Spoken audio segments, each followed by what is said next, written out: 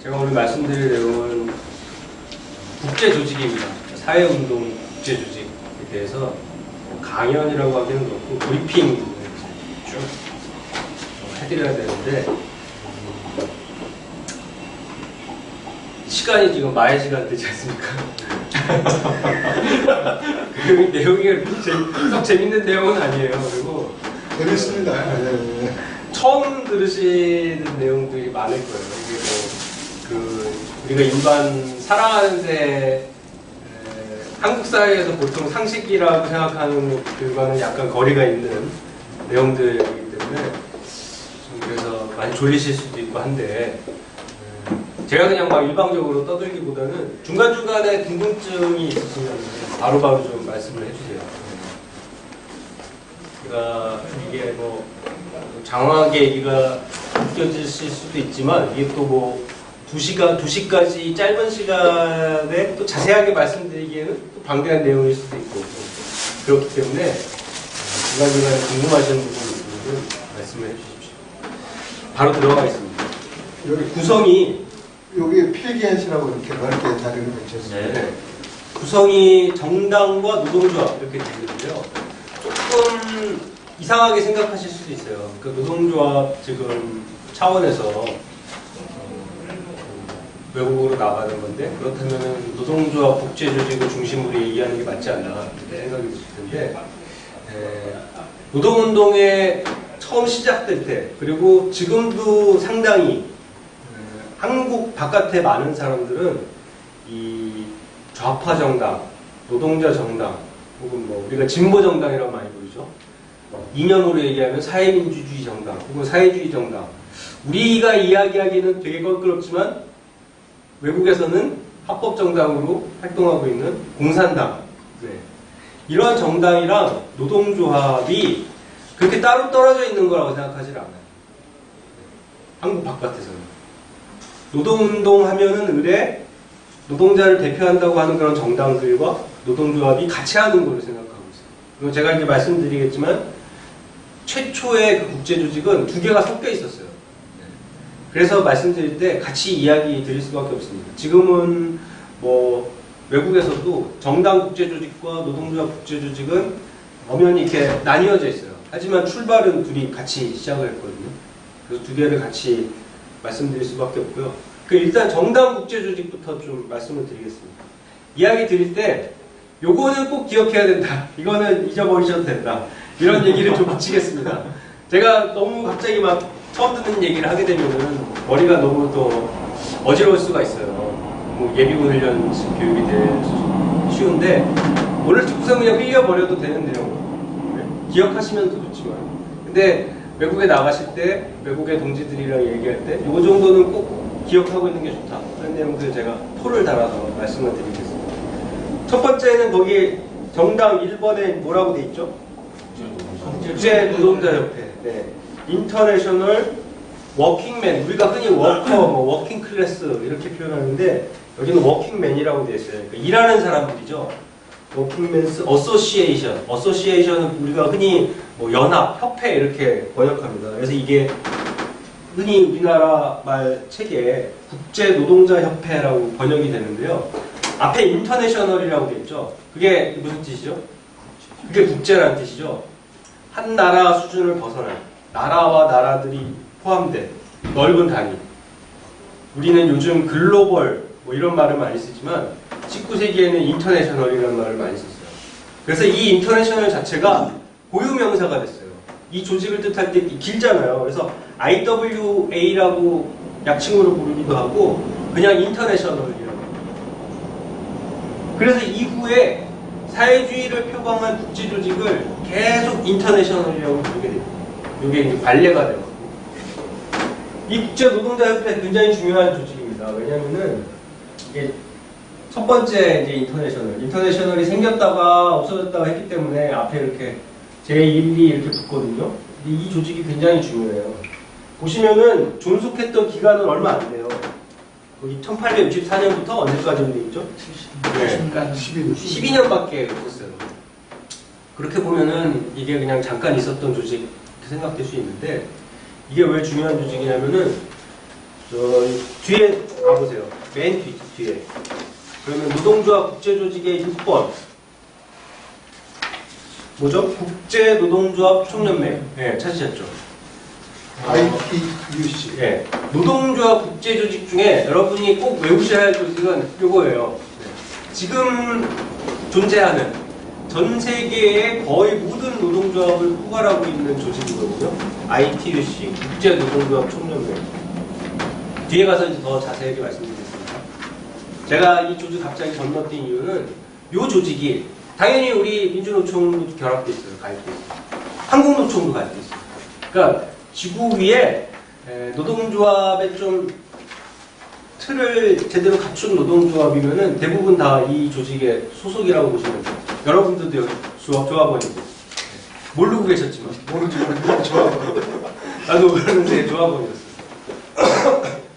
근데 이 조직이 자기의 뿌리를 어디서 찾냐면 바로 여기서 찾아요. 우리는 19세기에 만들어진 제1인터내셔널의 역사적 계보를 잇고 있다. 이렇게 얘기하거든요. 우리가 여러분들이 조합원이라면 여러분의 뿌리이기도 하는 거죠. 제1인터내셔널. 이 조직을 누가 앞장서서 만들었냐면은 그 유명한 공산당 선언을 지은 사회주의의 아버지라고 우리가 흔히 평가하는 칼 막스가 이 조직을 만드는데 주도했고 사무총장도 맡았어요. 집행위원회 사무총장. 그러니까 이 조직의 이념적 성격이 어떤지 감이 오시죠? 대략 사회주의. 근데 사회주의만은 아니었어요. 이 시대에 뭔가 기존의 체제를 좀 더 민주적으로 바꾸고자 하는 사람들은 거의 다 모였어요. 물론 이 조직 자체는 유럽에 좀 한정돼 있었지만 유럽 안에서 세상을 좀 더 민주적으로 바꾸고자 하는 사람들은 다 결합돼 있었어요. 그래서 가령 강대국의 지배를 받던 그런 나라들이 있었거든요. 폴란드 같은 나라. 이 나라에서는 지금 가장 급선무가 뭐죠? 우리나라 식민지 시대처럼 누구를 몰아내는 게 이제 급선무죠. 네. 폴란드를 지배하고 있었던 옆에 커다란 나라 러시아를 몰아내는 게 급선무예요. 그러니까 요거를 주장하는 사람은 폴란드의 민족주의자들이었거든요. 우리나라 독립운동에서 뭐 김구, 김원봉 이런 사람들이랑 비슷한 사람들이죠. 요 사람들도 제1인터내셔널에 가입돼 있었어요. 사회주의자는 아니지만 폴란드 민족주의자인데 러시아가 약소국을 지배하는 이런 질서가 바뀌어야만 이게 더 민주주의적인 세상이고 더 나은 세상이라고 생각하고 있었기 때문에 이 사람들도 이 조직에 결합돼 있었거든요. 그리고 우리가 흔히 사회주의랑 구별하는 아나키즘이라고 있습니다. 아나키즘. 우리가 흔히 뭐라고 번역하죠? 옛날 일제시대 때 의열단 아시죠? 무정부주의? 네. 폭탄 테러 같은 거 하고 그 사람들의 사상이 무정부주의다. 영어로는 아나키즘이다. 그러니까 국가가 있으면 안 된다. 국가가 없어야 인간이 더 해방되는 세상이다. 이런 이념이거든요. 이런 생각을 갖고 있던 사람들도 요 인터내셔널에 결합돼 있었어요. 그러니까 대충 우리가 빨갱이 비스무리하다고 생각하는 사람들은 다 모여 있었던 거예요. 사회주의, 아나키즘, 뭐 약소국의 민족주의, 좀 급진적인 민주주의자들 이런 사람들이 다 모여 있었어요. 그리고 좀 전에도 잠깐 말씀드렸지만 여기는 정치 조직도 들어가 있고 노동조합도 들어가 있었어요.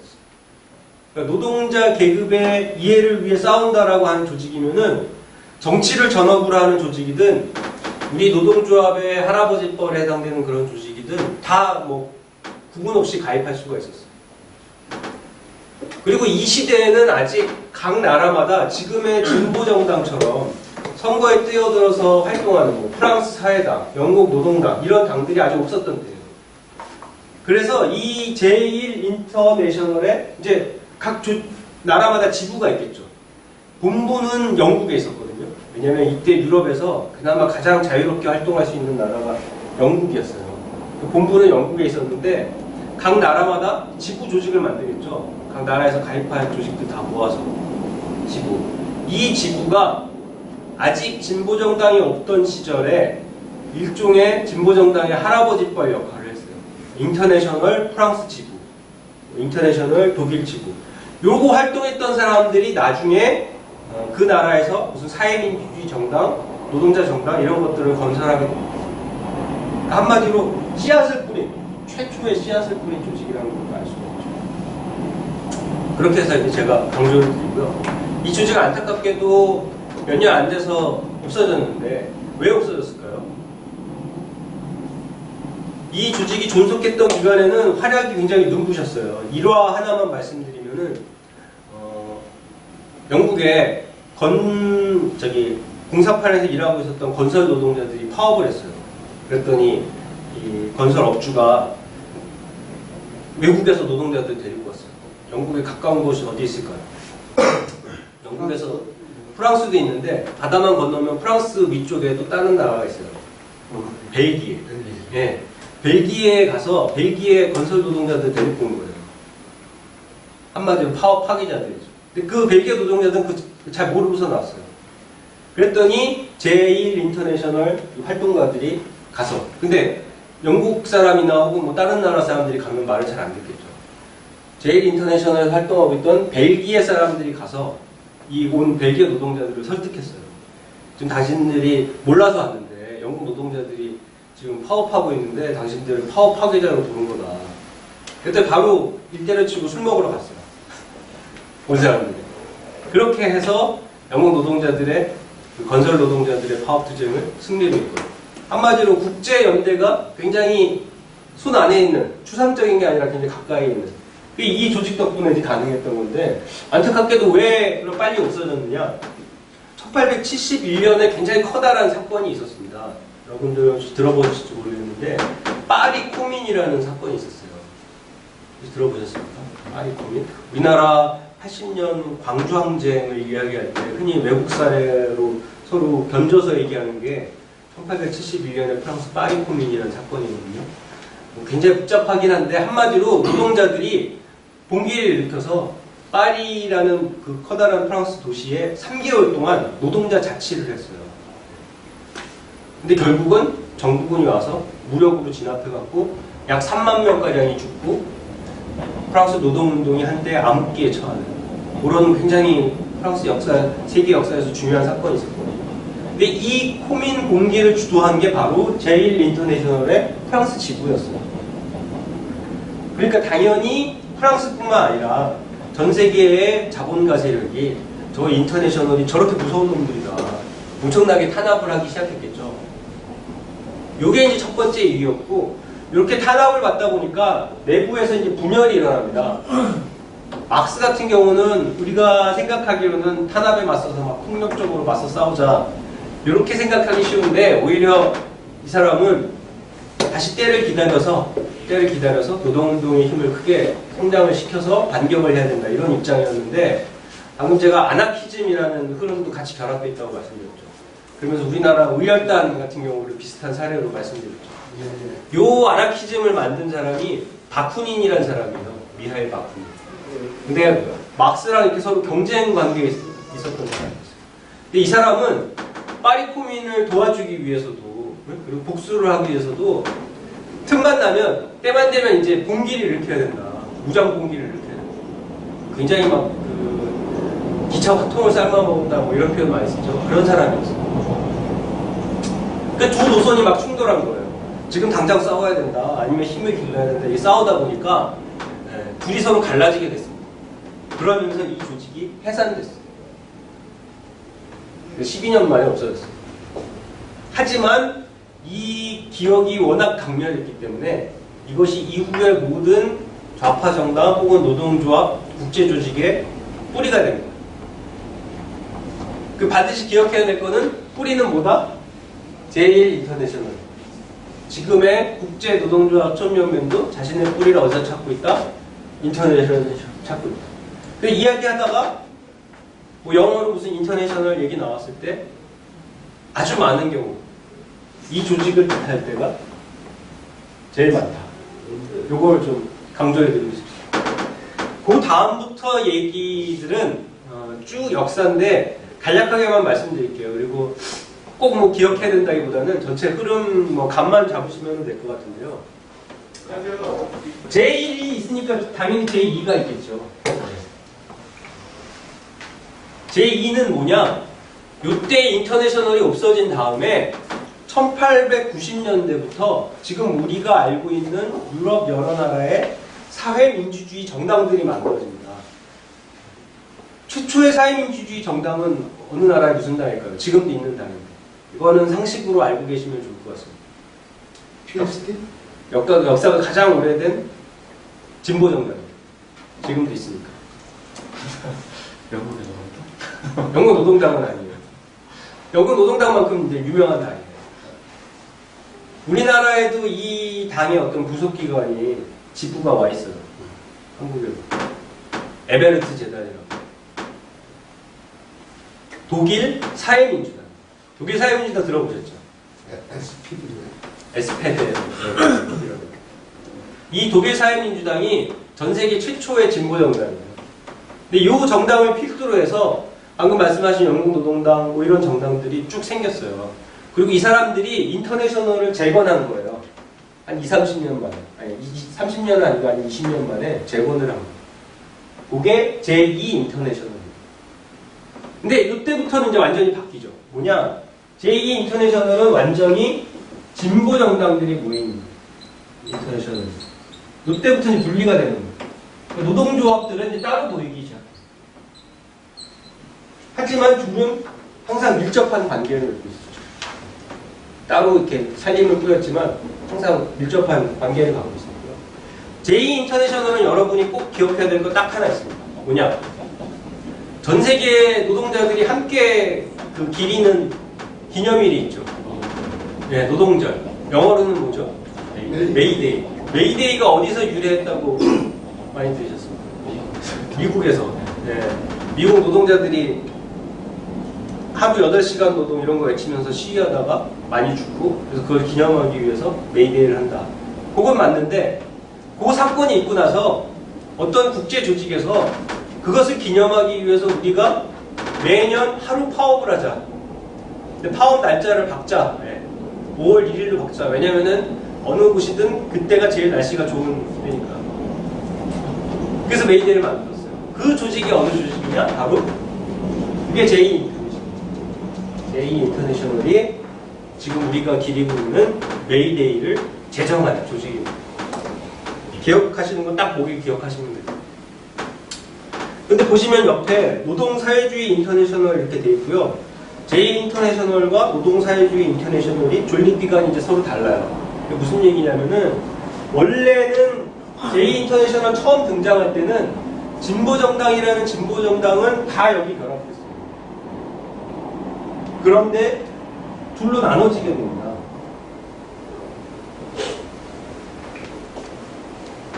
어떤 사건이냐면 제1차 세계대전과 러시아 혁명을 겪으면서 둘로 나눠지게 됐어요. 제1차 대전이 왜 중요하냐면 지금 요 제2인터내셔널 안에 독일 사회민주당도 있고 프랑스 사회당도 있고 영국 노동당도 있고 다 같이 있었어요. 그리고 다 서로 형제 자매 정당이라고 했거든요. 근데 제1차 세계대전은 누구랑 누가 싸운 거죠? 네. 영국, 프랑스, 독일 연합군하고 영국, 프랑스 연합군이 독일하고 싸웠죠. 네.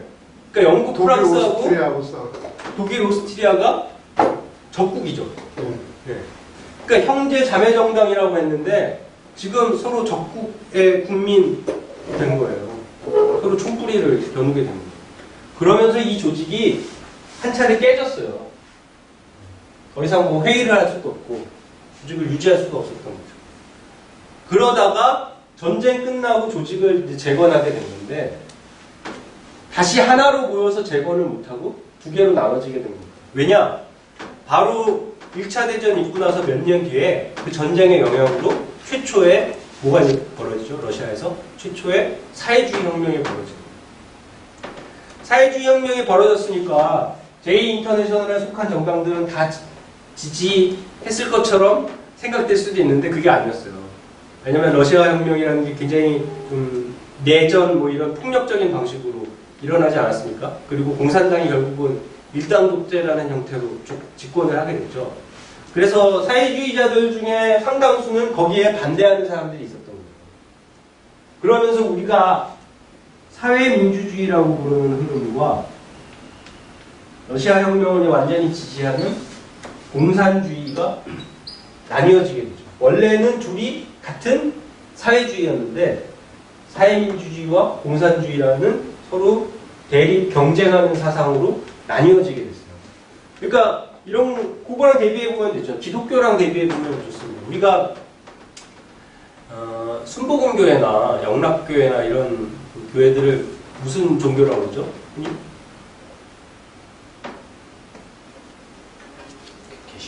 개신교. 네, 개신교가 정확합니다. 기독교 중에 개신교. 성당은 그럼 뭡니까? 성당은 천주교. 천주교인데 실은 기독교 중에 천주교. 기독교 중에 가톨릭. 그러니까 비슷한 거예요. 사회주의 중에 사회민주주의. 사회주의 중에 공산주의. 여기는 개혁노선. 여기는 혁명노선. 그래서 국제조직을 따로 만든 거예요. 그 사회민주주의 세력들은 제2인터내셔널을 그대로 이었어요.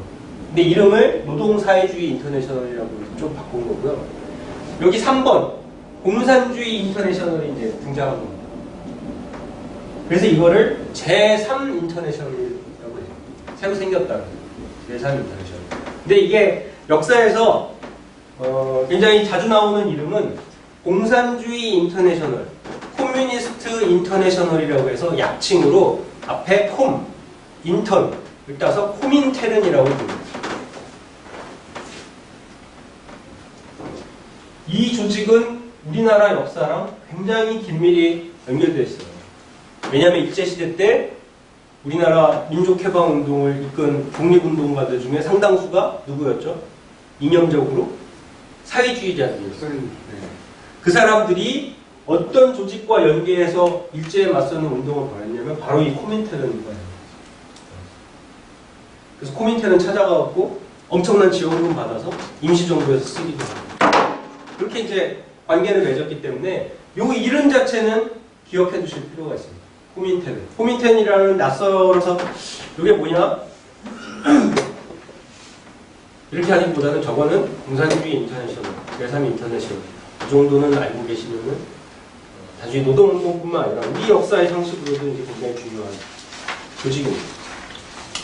여기서 잠깐 이 조직은 특징이 있어요. 왜냐하면은 제1인터내셔널의 특징은 당과 노동조합이 이제 짬뽕이 됐다는 거고 제2인터내셔널은 뭐 한국의 정의당, 일본의 사회당 이런 정당들이 가입을 했다. 그렇게 이해하시면 되는데 이 제3인터내셔널은 지금 우리 상식하고는 조금 다른 특징이 있었어요. 뭐냐면은 자신들을 하나의 당이라고 생각했어요. 세계당. 세계혁명을 추진하는 세계당이다. 그래서 소련 공산당, 뭐 이태리 공산당, 조선 공산당이 있으면은 자기네들을 세계 공산당의 소련 지구, 이탈리아 지구, 한국 지구 이렇게 생각합니다. 그래서 한 나라에 공산당이 두 개가 있을 수 있다 없다? 없다. 일국 일당 원칙입니다. 아주 가지런한 그런 조직을 갖고 있었어요. 요게 뭐랑 되게 비슷합니까? 아까 저기 기독교 얘기도 나왔는데 기독교 종파 중에 어디랑 되게 비슷하죠? 천주교랑 비슷하죠. 사실은 천주교를 많이 베낀 거예요. 천주교가 로마 교회가 맨 위에 있고 그 전 세계 이제 한국의 천주교회 무슨 멕시코의 천주교회 이런 것들은 다 카톨릭 교회의 한국 지부, 멕시코 지부 이런 거잖아요. 그거를 이제 구현하려고 했던 건데 이게 많은 문제를 낳았어요. 왜냐하면 각 나라 사정이 다 독특하고 다르잖아요. 근데 그거를 모스크바에 있는 총본부에서 다 지령을 내린 식으로 하니까 사실은 잘못된 지령들 이런 걸 내려서 운동을 망치기도 하고 그런 좀 안 좋은 기억들도 이 조직에 있습니다.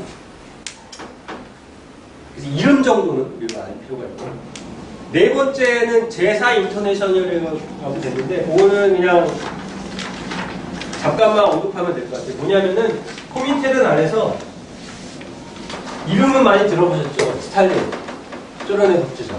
스탈린과 서로 경쟁했던 레닌의 후계자 자리를 놓고 스탈린이랑 경쟁했던 유명한 사람 있지 않습니까? 거기도 이제 나오지만 누구죠? 트로츠키. 근데 권력 경쟁에서 트로츠키가 져갖고 쫓겨났죠. 쫓겨났을 뿐만 아니라 나중에 스탈린이 보낸 자객에 의해서 암살당합니다.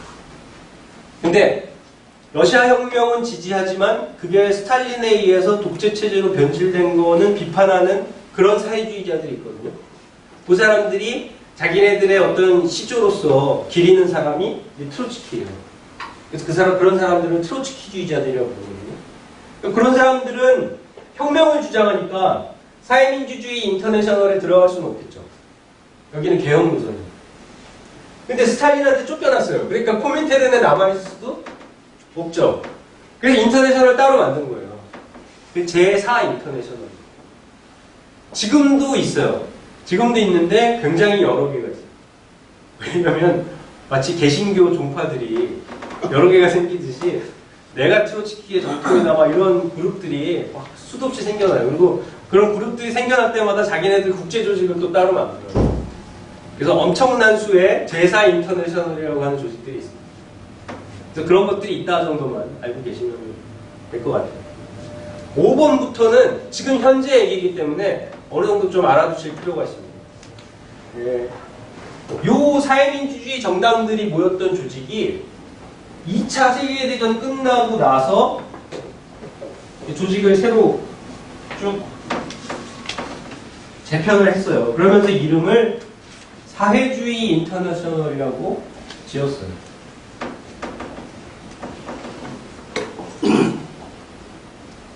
전 세계 사회민주주의 정당들의 국제조직이에요.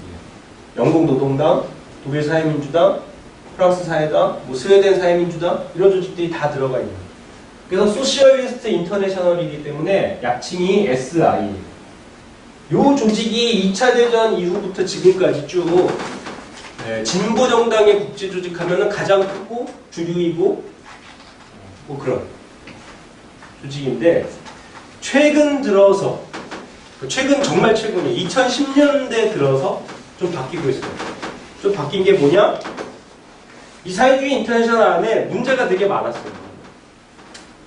그러니까 유럽의 사회민주주의 정당들은 통하는 바가 많고 굉장히 거의 뭐 표준이 일치하고 서로 뭐 별로 이견이 없고 그런데 이 조직이 전 세계로 이제 확대되는 과정에서 새로 이제 회원들을 받고 하는데 이상한 회원들을 많이 받습니다. 대표적인 게 멕시코의 제도혁명당이라고 있습니다. 제도혁명당. 이게 20세기 초에 멕시코에서 혁명이 있었어요. 그리고 그 혁명의 과제들을 완수한다고 해서 제도혁명당이라는 당이 만들어져갖고 장기 집권을 했어요. 초기에는 뭐 석유산업 국유화도 하고 굉장히 개혁적인 정책을 펼쳤거든요. 토지개혁도 하고. 근데 쭉 장기 집권하는 과정에서 실은 20세기 후반쯤 되면은 우리나라의 무슨 정당이라는 게 되게 비슷해집니다. 우리나라에도 막 장기 집권하고 그런 정당들이 있었죠. 어떤 정당들이 생각나십니까? 네. 뭐 공화당이라든지 민정당이라든지 이런 정당. 그러니까 이런 정당들이랑 되게 비슷해졌어요.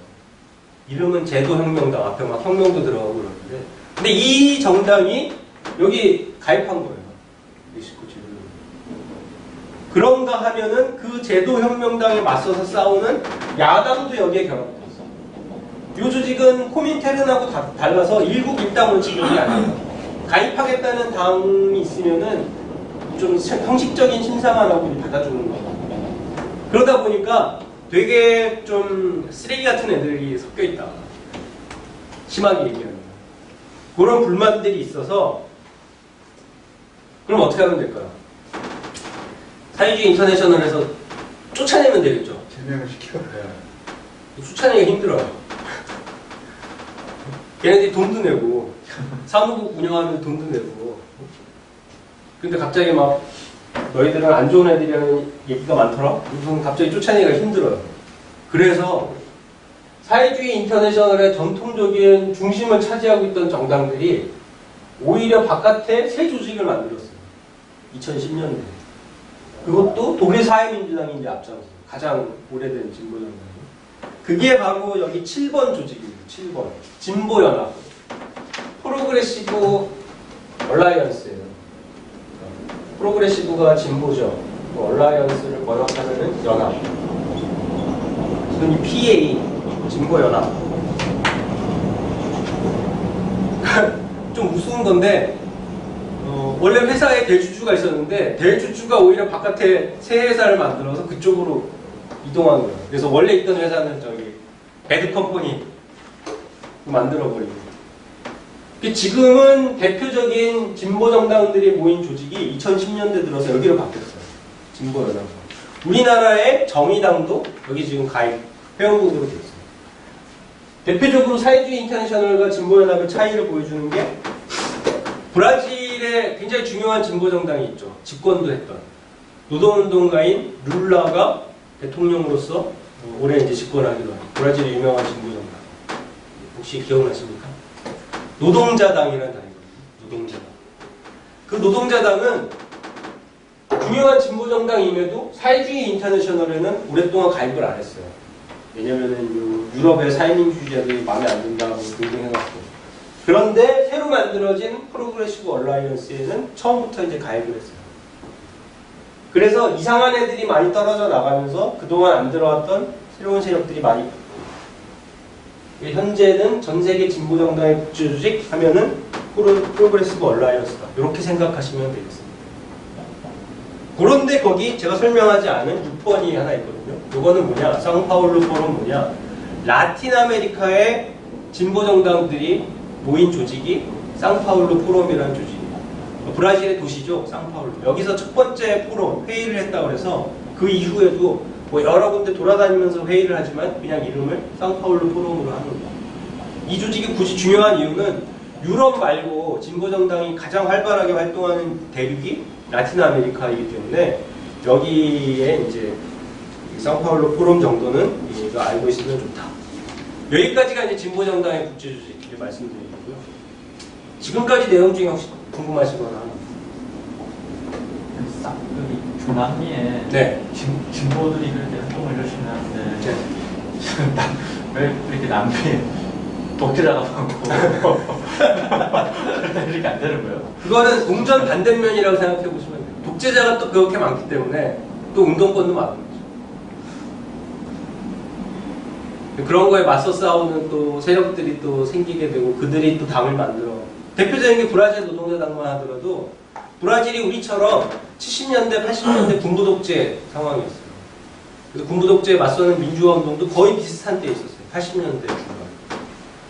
다만 차이가 브라질에서는 민주화 운동을 하는데 그때부터 노동운동이 발전해갖고 그래서 거기 그 노동운동 세력이 노동자당을 만들어갖고 노동자당이 민주화 운동을 주도하게 돼요. 그래서 민주화되고 나서 대통령 직선제로 다시 돌아가고 나서 바로 노동자당의 룰라라는 사람이 주요 정치인으로 부상해갖고 대선에 나가서 항상 1등에 가까운 2등을 했는데 이제 떨어졌고 사수 만에 이제 집권을 했거든요. 우리 같은 경우는 민주화 운동 과정에서 아직 노동운동이 성장을 못했기 때문에 누가 주도했죠? 우리가 양김 씨라고 부르는 김영삼, 김대중이 주도했죠. 그래서 아직까지도 정치 지형이 진보정당이 중심이 못 되고 민주당과 자유한국당 중심으로 되어 있는 이런 게 이제 차이라고 할 수 있겠는데 아무튼 네. 혹시 다른 질문들 없으면 바로 노동조합의 국제조직이에요. 노동조합 국제조직의 역사는 대체로 지금 말씀드린 진보정당 국제조직의 역사랑 좀 대응되는 부분이 있어요. 그것도 같이 이제 따라서 움직이기 때문에. 근데 거기에 이름들이 쭉 있는데 이름이 굉장히 서로 다르면 기억이 잘 되는데 이름이 너무 비슷비슷하면 기억이 잘 될 수가 없어요. 근데 지금 보시면 이름이 너무너무 비슷비슷하거든요. 그래서 이거를 우리가 외우거나 뭐 그럴 필요는 없습니다. 대체로 흐름이 이 정도 됐다는 정도는 이해하시면 되는데 잠깐 상식으로만 말씀드리면은 노동조합 상급조직, 노동조합 연합조직의 약칭에 F가 들어가면은 네, 잘하시네요. 페더레이션, 집중팔고 그리고 번역하면 연맹이죠. C가 들어가면 코퍼레이션. 아니 커뮤니티. 요거 그대로 하고요. 그대로 하고 앞에 콘이 붙어요. 콘페더레이션. 콘페더레이션은 페더레이션이 모인 조직입니다. 함께. 그럼 뭘까요? 그러면 총연. 총연맹이죠. 그런 그러니까 KCTU죠. KCTU. Korean Confederation of TU. TU는 거의 예외 없이 트레이드 유니언. 말이 나온 김에 여러분들 외국 나가시니까 노동운동과 관련된 영어 상식 기초적인 것만 좀 말씀드리면은 요게 이제 영어에서 노동조합을 뜻하는 말이거든요. 근데 좀 이상하다는 느낌 드신 분도 있을 거예요. 그러니까 트레이드가 우리가 교과서에서 배운 주요한 뜻은 뭐죠? 교류, 교역, 무역 이런 뜻이거든요. 그래서 옛날 책들 보면은 지금도 자본가 쪽에서 내는 책에는 그런 무역이 많은데 트레이드 유니언을 무역연합이라고 번역하는 책들이 되게 많아요. 완전히 오역이죠. 근데 왜 지금 이름이 하필이면 트레이드 유니언이 됐을까? 유니언은 뭐 조합, 연합 이런 뜻이니까 이해가 되는데 이게 영국에서 이렇게 교류하는 거니까 이게 전통 사회에서 직업을 의미했어요. 교류하는 게 자기가 만든 물건을 판다는 뜻이 있는 거잖아요. 그러니까 이 트레이드라는 거는 특정한 물건을 만드는 사람들. 그 직업을 의미하는 거죠. 기술과 연관된 직업. 그래서 도자기를 만드는 사람들, 양말을 만드는 사람. 이게 다 뭡니까? 그게 다 트레이드죠. 이게 다르게 번역하면 무역이지만 직업이라는 뜻도 있었던 거예요. 그 트레이드 유니언의 좁은 뜻은 실은 노동조합 중에 직업별 노동조합.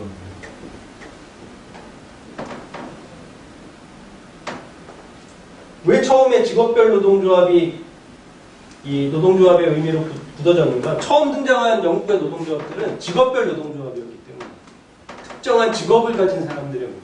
여기서 직업은 항상 공통의 기술을 갖고 있다는 걸 전제로 하는 거예요. 숙련고. 그러다가 이 노동조합 형태가 19세기 말 들어서 바뀌죠. 기계화가 진전하면서 어떤 형태로 바뀌죠? 네, 산업별 노동조합으로 바뀌죠.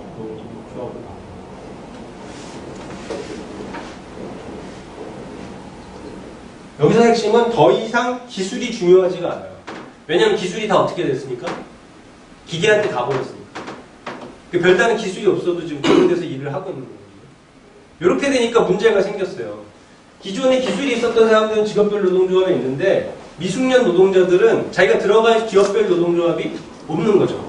지금의 비정규직처럼 노동조합이 가장 필요한데 자기가 들어갈 노동조합이 없는 상태.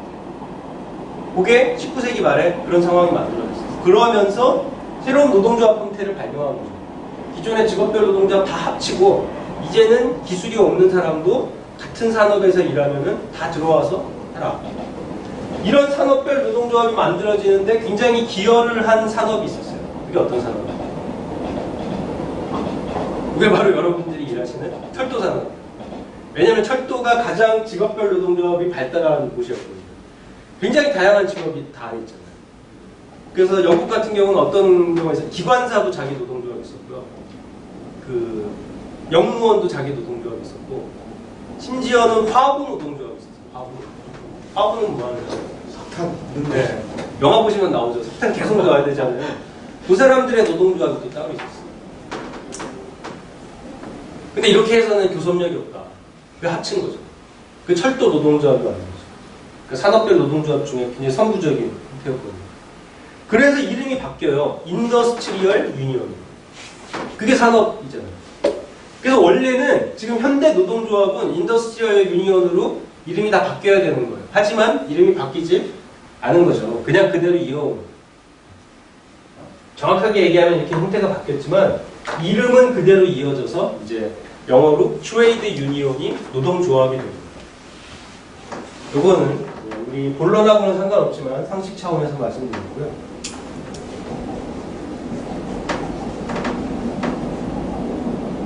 맨 처음 있었던 게 일본의 국제노동조합 연맹. 이거는 제2 인터내셔널을 이은 사회민주주의 계열 진보정당 국제조직의 형제조직으로 만들어진 노동조합 국제조직이었습니다. 1차 대전과 2차 대전 사이에 있습니다.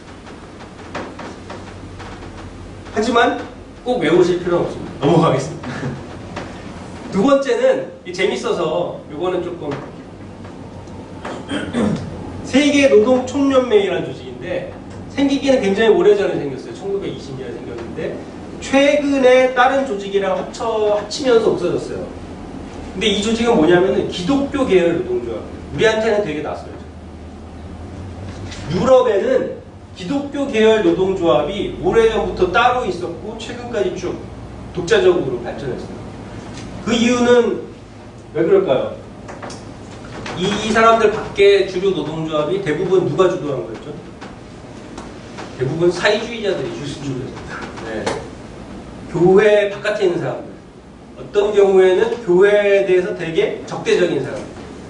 그러다 보니까 이렇게 신앙심이 투철한 분들이 노동조합을 따로 만든 거예요. 기독교 계열로. 개신교 쪽이 많을까요? 카톨릭 쪽이 많을까요? 네. 우리 상식대로 하면 개신교가 되게 보수적이기 때문에 우리나라에서 어디서 전광훈 목사의 교회 이런 데 다닌 사람들이 노동조합 따로 만든 거 아니냐 사랑의 교회입니다. 이렇게 생각하기 쉽지만 유럽 풍토에서는 개신교 쪽이 오히려 사회주의에 대해서 우호적이었고요. 서로 교류가 있었고 카톨릭이 되게 대립적이었어요. 그래서 주로 카톨릭 국가의 카톨릭 교회와 연결된 노동조합이 만든 국제 조직이 세계 노동총회입니다. 최근까지 있었는데 없어졌어요. 거기까지만 말씀드리겠습니다. 그리고 노동조합도 1차 대전과 2차 대전 사이에 진보정당의 국제조직이 사회민주주의와 공산주의로 나뉘어지면서 한때 노동조합도 그렇게 나눠졌었어요.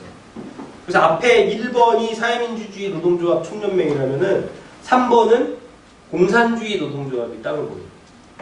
적색 노동조합 인터내셔널이라고 하고 약칭으로는 프로핀테른. 앞에 이제 프로는 프롤레타리아 이 말에 앞을 이제 딴 거고 위에 인테르는 당연히 이제 인터내셔널. 이게 따로 있었는데 오래 못 가고 이제 없어졌죠.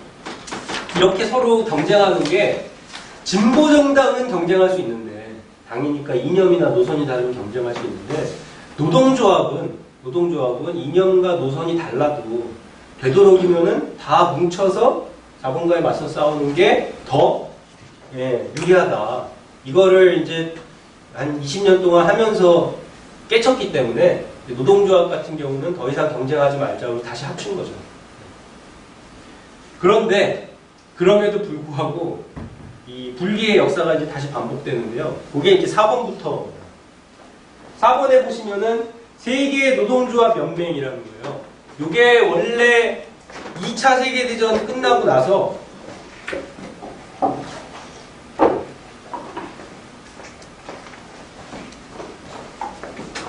2차 세계대전 끝나고 나서 그동안 나치 체제, 일본 군국주의 체제 이런 것들이 다 노동조합을 좋아하는 체제였을까요? 싫어하는 체제였을까요? 다? 싫어. 네, 노동조합을 싫어하는 정도가 아니라 노동조합을 말살했죠. 나치 독일이라든지 군국주의 일본에서는 아예 노동조합을 불법화했어요. 그러니까 그런 세력들과 맞서 싸우는 2차 세계대전은 끝난 다음에 이제 노동조합은 민주주의가 이제 발전하려면은 반드시 노동조합 운동이 자유롭게 발전해야 된다. 그래서 전후 세계는 노동조합이 주도해야 된다. 이런 야심찬 생각을 갖고 전 세계 모든 노동조합을 모으자. 그래서 만든 게 4번의 세계 노동조합 연맹이에요. 처음에는 이렇게 야심차게 출발했는데 몇 년 못 가서 거의 2, 3년 만에 분리가 됩니다. 왜 그랬을까요? 이때가 이제 1945년부터 우리나라 한국전쟁이라는 1950년까지 요 시기거든요. 냉전이 시작. 네. 제2차 세계대전 끝나고 나니까 냉전이 시작된 거죠. 히틀러 일본이랑 맞서 싸울 때는 미국이랑 소련이 편먹고 같이 했는데 이기고 나니까 미국의 자본주의적 민주주의, 그리고 소련의 공산주의 이게 이제 서로 이제 미사일만 안 쏘지 사실상 전쟁 상태가 되지 않았습니까? 그러면서 다 모여보자라고 했던 이 세계 노동조합 연맹이 다시 분리가 된 거예요. 그래서 공산주의를 지지하는 소련을 지지하는 노동조합만 남고 나머지는 다 5번의 국제자유노동총연맹으로 이동을 해버립니다. 그래서 세계 노동조합이 한마디로 양분된 거죠. 그래서 이전에 2차 세계대전 전에는 사회민주주의 공산주의로 나뉘어져 있었다면 이번에는 공산주의랑 거기 반대하는 진영인데 여기 반대 진영을 꼭 사회민주주의라고 할 수는 없어요. 오히려 정확하게 얘기하면 반공주의. 그 중에는 반공주의 좌파도 있고 반공주의 우파도 있는데 어쨌든 나는 공산당이 싫어요 노조랑 공산당 노조가 나뉘어진 거. 프랑스에 가면은 그러면은 프랑스 공산당을 지지하는 노총이 제1노총이에요. CGT라고. 지금도 프랑스 제1노총이에요. 요 노동조합은 그럼 어디 소속일까요? 4번일까요? 5번? 4번이겠죠. 최근까지 4번이었어요. 그럼 영국에는 TUC라고 있어요. 영국 노동당을 지지하는 영국의 노총. 그럼 이 노총은 4번이었을까요? 5번이었을까요? 5번이었겠죠? 5번입니다. 사회민주주의 계열이지만 공산주의는 반대이기 때문에 5번으로 들어갔어요. 사실 4번 같은 경우에 소련 공산주의 체제가 되게 경직화되고 하면서 문제가 많았어요. 노동운동 조직이. 그럼 5번이라고 해서 그럼 괜찮은 거냐? 반공주의 모였으니까 이 소련과 미국 중에 어디를 지지했겠습니까? 당연히 미국을 지지했겠죠. 그래서 한때 미국의 어떤 반공 정책의 수단으로 이용되기도 하고 있어요. 이 국제자유노동조합 총연맹을 주도한 게 미국 노총이었거든요. 미국 노총의 이름이 어떤 혹시 아십니까? 좀 이름이 복잡해요. 두 조직이 합쳐져서 만든 AFL 미국 노동연맹이에요. 네. 근데 뒤에 CIO가 붙어요. 이거는 산업별 조직 회의 이런 뜻이에요. 그러니까 AFL이 원래 직업별 노동조합 연맹이었거든요. 근데 산업별 노동조합 연맹이 따로 만들어졌어요. 미국 뉴딜 시기에. 그러다가 둘이 2차 대전 끝나고 합쳤어요. 그래서 이름이 이렇게 복잡해졌어요. AFL, CIO. 이게 이제 미국 노총인데 얘네가 냉전 시기에는 CIA랑 같이 편먹고 특히 공산주의가 막 확대될 것 같은 뭐 한국 같은 나라 있잖아요. 그런 나라의 어떤 반공 선전 이런 거 하는데 돈을 대주고 뭐 하는 그런 역할을 했습니다. 그래서 우리 선배 노동운동 했던 분들 70년대 민주노조 운동하고 그랬던 분들은 되게 이제 안 좋게 생각해요. 왜냐면 이 사람들이 한국에 돈을 주면 어디다 줬겠습니까? 한국노총에 줘. 그리고 한국노총은 제대로 노동조합 운동하는 게 아니라 오히려 민주노조가 생기면 사측이랑 담합해갖고 막 깨는 역할을 하고 그게 이제 70년대 상황이잖아요. 그런데 돈 주고 했으니까 이미지가 안 좋아요. 그래서 어떻게 보면 세계 노동운동의 암흑기죠. 4번이든 5번이든 다 이상했으니까. 그러다가 이제 판이 바뀐 게 소련이 붕괴하면서 이제 판이 바뀐 거예요. 우리가 알아야 될 거는 6번만 이제 아시면 돼요. 국제노동조합 총연맹. 이게 지금 있는 세계 조직입니다. 현재 국제총연맹이고요. 4번 공산주의 계열이 모여있었던 조직은 소련 체제가 무너지고 나서 많은 회원들이 이탈하게 됩니다. 당연히 그랬겠죠. 그러면서 이 조직에는 북한의 친총동맹이라던가 이건 굉장히 좀 우리 입장에서는 이상한 노동조합들만 나오는 거예요. 국가기관 비슷해진 그런 거. 사회주의 국가의 국가기관 비슷한 그런 노동조합들만 나오는 거고. 그래서 국제자유노동조합 총연맹 5번이 계속 이제 회원들이 많아지고 커지다가 이들이 기독교 계열 노동조합들이 모였었던 2번과 2006년에 합쳐서 완전히 새롭게 새 출발을 한 게 바로 6번입니다. 국제노동조합 총연맹 ITUC. 그래서 우리나라의 민주노총, 한국노총도 지금 여기에 가입됩니다. 전 세계 노동조합의 거의 95% 이상 다 여기 소속이라고 보시면 됩니다. 그런데 7번이 따로 있어요. 7번 유럽 노동조합 총연맹. 나머지 이름은 같은데 앞에 하나는 인터내셔널이고 하나는 유로피안. 그것만 다르죠. 요거는 국제노동조합 총연맹 가입 조직들 중에서 유럽에 있는 노조들은 훨씬 전부터 서로 간에 굉장히 긴밀하게 연계해서 활동했거든요. 유럽은 그럴 수밖에 없죠. 왜 그렇죠? 한일경제법. 네, 유럽연합이라는 게 생기기 시작했으니까 거기 대응하려면은 노동조합도 유럽 차원에서 연대가 계속 같이 행동을 했었어야 했던 거거든요. 그래서 전체 국제노동조합 총연맹 안에서도 유럽 노동조합들은 다른 데보다 훨씬 더 긴밀하게 연계가 돼 있어요. 그래서 이 사람들은 유럽 노동조합 총연맹이라고 그 전체 국제조직 안에 다른 부분 조직을 갖고 있는 거예요.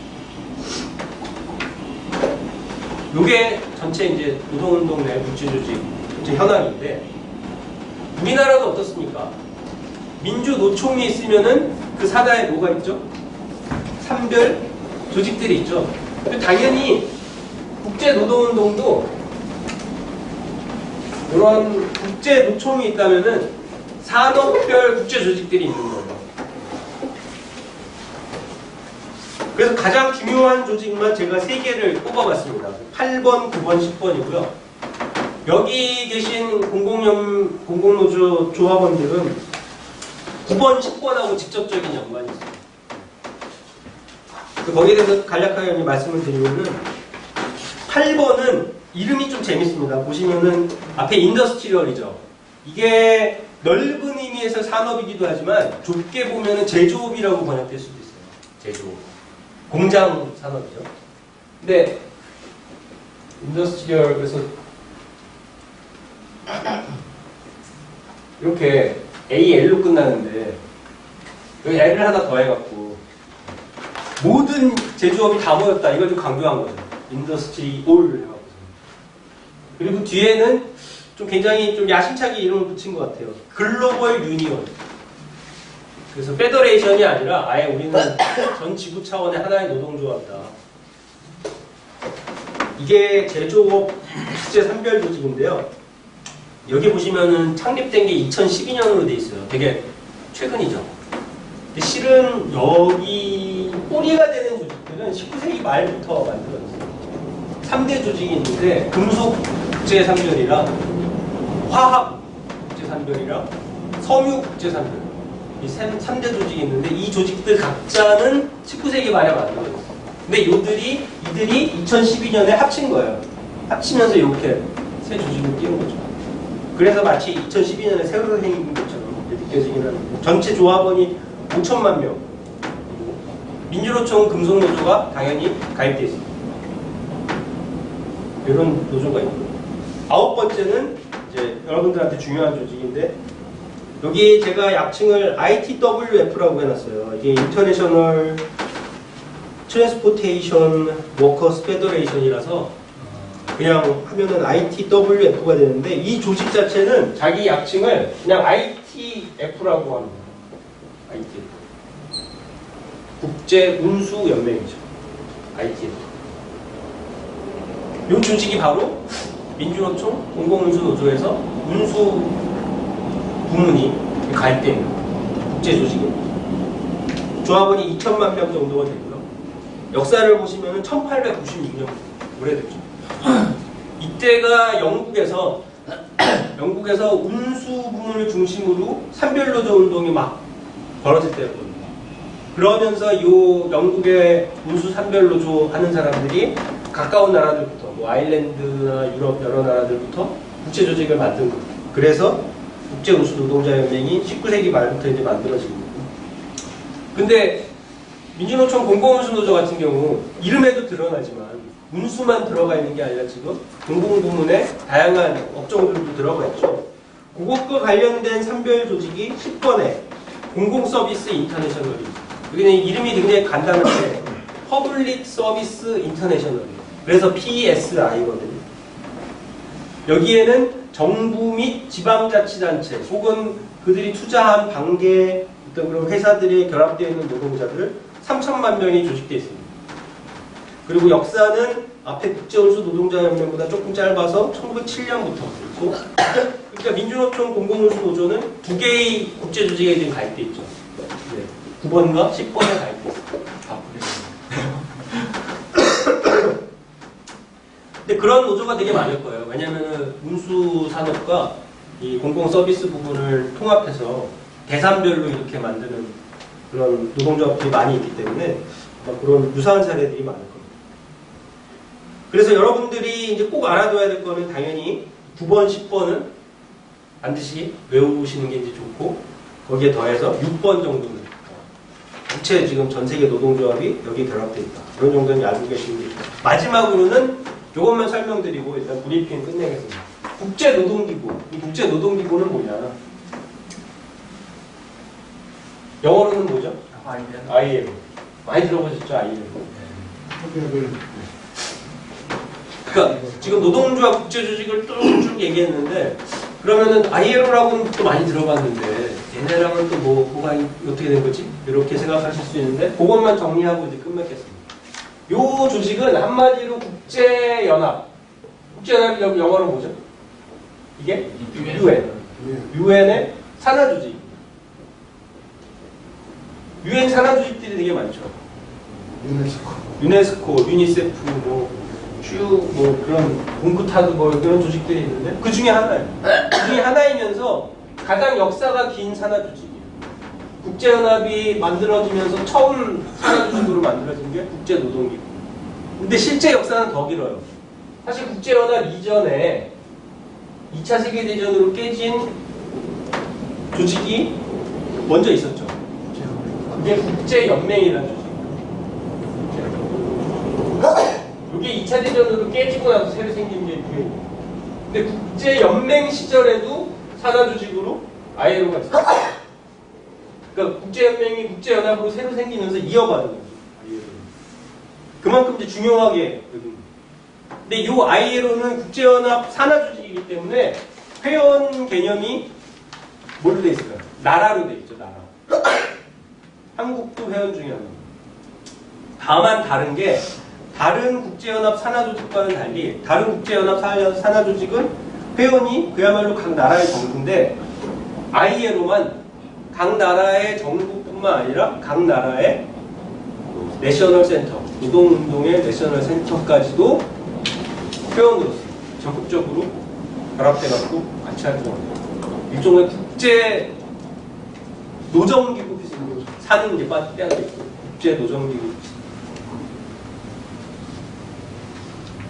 그러니까 이 조직은 실은 굉장히 진보적이에요. 아니 추구하는 내용. 국제연합 산하조직이기 때문에 우리가 생각하기로는 그냥 한국의 노동부가 주로 하는 일이 그런 거기 때문에 노동자 관리하고 막 통제하고 이런 거기 때문에 그래도 재미없는 조직 이렇게 생각하기 쉬운데 애초에 국제연맹에서 ILO가 처음 만들어질 때부터 사회민주주의 성향 노동자 국제조직이 개입돼서 이거 만들어라 하고 만들고 나서도 운영하는 데 적극 참여하고 했기 때문에 ILO 자체가 추구하는 거는 굉장히 노동자 권리 중심의 글로벌 스탠다드를 만들어서 그걸 각 나라에 적용하도록 강권했으면 좋겠는데 강권까지는 못하고 권유하는 그런 조직입니다. 노동자 입장에서는 좋은 조직이에요. 그래서 지금 한국 정부가 ILO에 회원으로 가입했는데 ILO의 협약에는 서명을 안 하려고 지금 하고 거기에 노동권 국제 스탠다드 지켜야 된다 이런 내용들이 들어가 있기 때문에 그래서 그거를 빨리 서명해라 요구하는 게 한국 노동운동의 과제 중에 하나로 되었습니다. 여기 본부가 어디 있을까요? 본부가? 유럽. 네, 유럽의 국제연합 산하조직 중에 많은 수가 유럽 스위스의 제네바 있는데 ILO도 역시 이상으로 브리핑을 마치겠습니다. 지금 노동조합 국제조직 관련해서 제가 좀 짧게 빠르게 말씀드렸는데 궁금하신 분 잘 알고 있었어요? 처음 알았죠? 박문기 동지는 어떠세요? 역사 수업을 들은 것 같은데요. 노동조합에 대해서 역사가 좀 깊고 그런 걸 많이 느꼈습니다. 지금. 근데 이렇게 오래 정도가 역사가 있었는지는 몰랐는데 굉장히 오래됐네요. 들으시면 좀 궁금한 건 없었어요? 예, 궁금한 건 없습니다. 잘 좋아요.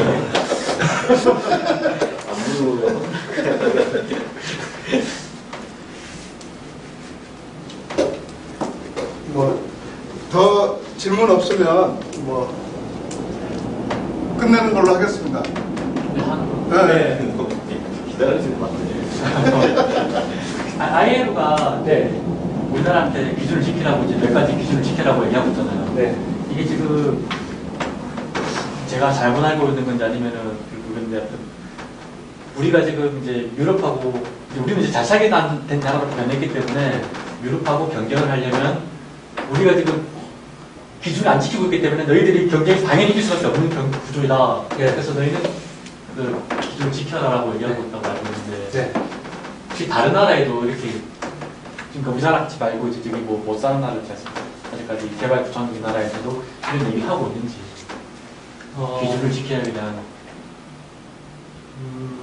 ILO는 물론 모든 나라에 대해서 그 차별하게 서명하고 지켜나가자라고 하고 있지만 지금 말씀하신 거는 유럽연합이 이제 개입되었고 그 현합에 가입 안 하는 게 무역에 있어서 불공정한 거다 이렇게 압력을 넣고 있는 거잖아요. 그건 한국이 위치가 좀 특이해서 그런 거죠.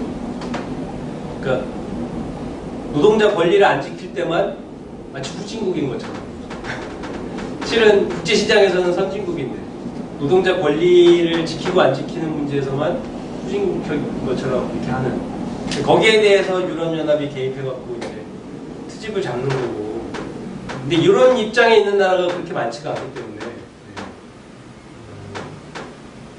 비슷한 국가는 제가 지금 알기로는 떠오르진 않아요. 그러니까 그 완전히 못 사는 나라한테도 굳이 이렇게까지 압박은 안 하는 거죠. 그렇죠. 나라마다 좀 차이가 있죠. 일단 나라마다 네. 기준을 다르게 둬서 근데 한국처럼 충분히 산업화됐으면서 ILO의 그 표준적인 기준들을 안 지키려고 하는 건 사실 양체죠. 유럽연합의 그 자본가들은 또 뭐 다른 속셈이 있는 거죠. 그런 걸 통해서 자기 이권을 하려고 하는 거지만 유럽연합이라는 게 다른 나라 어떤 초국적 기구에 비해서는 유럽 노동조합 총연맹이 상당히 또 개입을 하고 있기 때문에 그런 입김이랑 자본가들이랑 서로 결합이 돼갖고 한국에 대해서 지금 ILO 협약에 빨리 서명하라라는 이제 개입을 하는 그런 양상으로 나타나고 있습니다.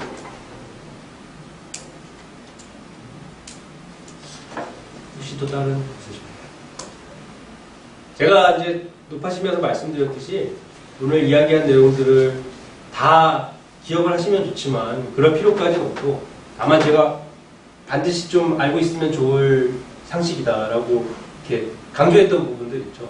가령 제1의 인터내셔널은 진보정당과 노동조합 모두의 어떤 국제조직의 뿌리다 라든가 메이데이는 제2 인터내셔널이 이제 제정한 거다 라든가 우리나라 역사랑 코민텐이랑 굉장히 관련이 깊었다 뭐 이런 거 그리고 지금 세계에서 가장 큰 진보정당 국제조직은 진보연합이라는 아주 최근에 만들어진 조직이다.